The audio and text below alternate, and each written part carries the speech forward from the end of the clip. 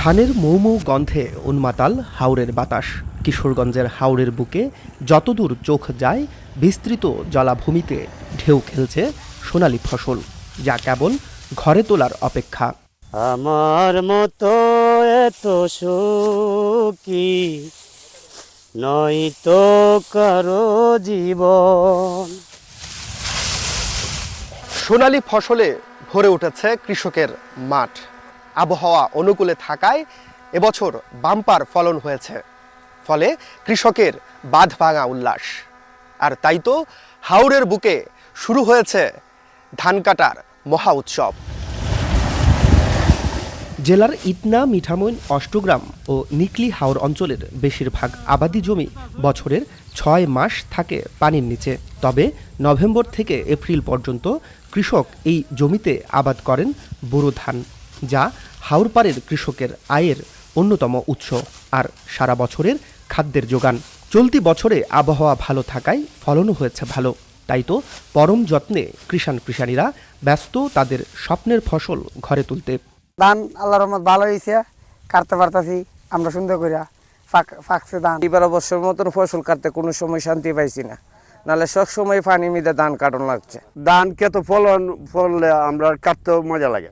যদিও অতিমাত্রায় গরমে শ্রমিক সংকট তৈরি হয়েছে, পুরো দমে ধান কাটা শুরু হলে যা তীব্র আকার ধারণ করতে পারে বলছেন স্থানীয় চাষিরা।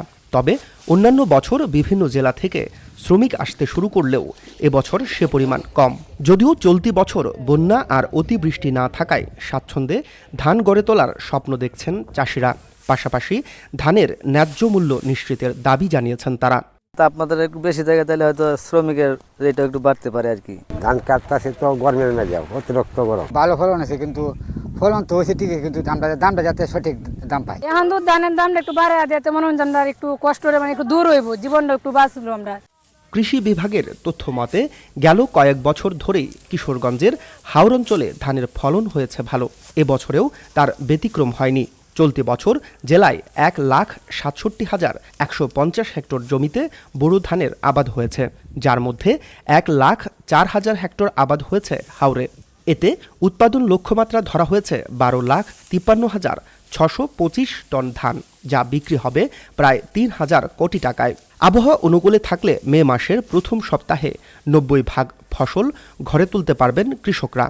উঁচু নিচু এরকম হাওরে কিন্তু বিভক্ত আছে। তারা ক্রমান্বয়ে যেহেতু অতি বৃষ্টি যদি হয় তাহলে তলারগুলো ডুবে যায়, তলারগুলো তারা আগে কিন্তু কাটতেছে, কেটে তারা ধীরে ধীরে উপরের দিকে উঠতেছে। আমরা আশা করতেছি মে মাসের ফার্স্ট উইকের দিকে আমাদের হাওর অঞ্চল অন্তত 80 থেকে 90% ধান আমরা কর্তন করে ফেলব।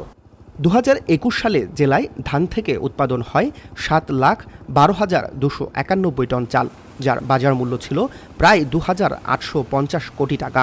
2022 সালে 7,22,000 টন চালের বাজার মূল্য ছিল 2,888 কোটি টাকা। আর গেল বছর কিশোরগঞ্জের হাওরে 1,65,385 হেক্টর জমিতে বোরো আবাদ হয়, যেখানে উৎপাদন হয় প্রায় 7,45,230 টন চাল, যাতে বাণিজ্য হয় 2,980 কোটি টাকার।